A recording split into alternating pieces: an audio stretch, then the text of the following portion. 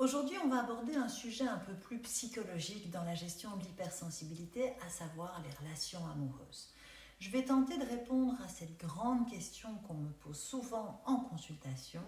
Est-ce que quelqu'un d'hypersensible aurait avantage à plutôt rechercher quelqu'un comme lui ou au contraire à chercher quelqu'un en fait de différent?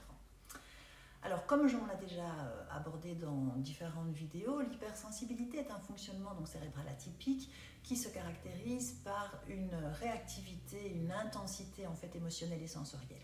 Donc votre hypersensibilité implique au niveau émotionnel que vous captiez plus vite les ambiances, les signaux non-verbaux et les émotions, le tout avec une empathie exacerbée et des valeurs en acier trempé, alors qui font de vous quelqu'un de très riche dans les relations, mais qui peut également en fait les compliquer lorsque l'autre ne comprend pas en fait l'intensité de votre fonctionnement.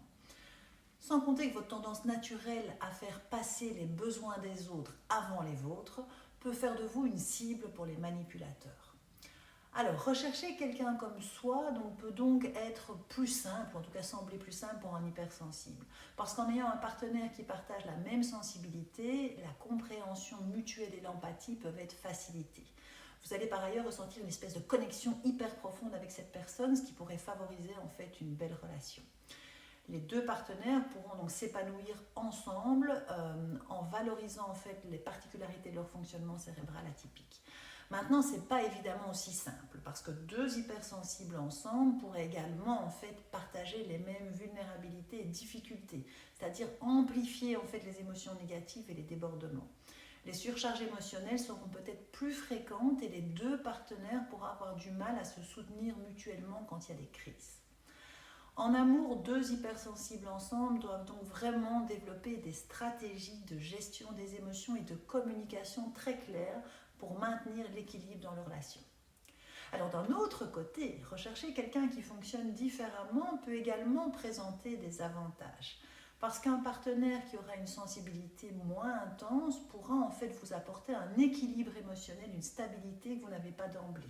Il pourra vous sécuriser de manière profonde en modérant vos débordements émotionnels, mais surtout en vous permettant une perspective différente dans des situations de conflit que vous pourriez rencontrer.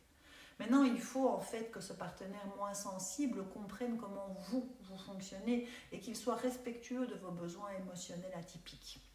Là aussi, une compréhension mutuelle et une communication ouverte sont essentielles pour que les deux partenaires se sentent écoutés et soutenus dans leur spécificité.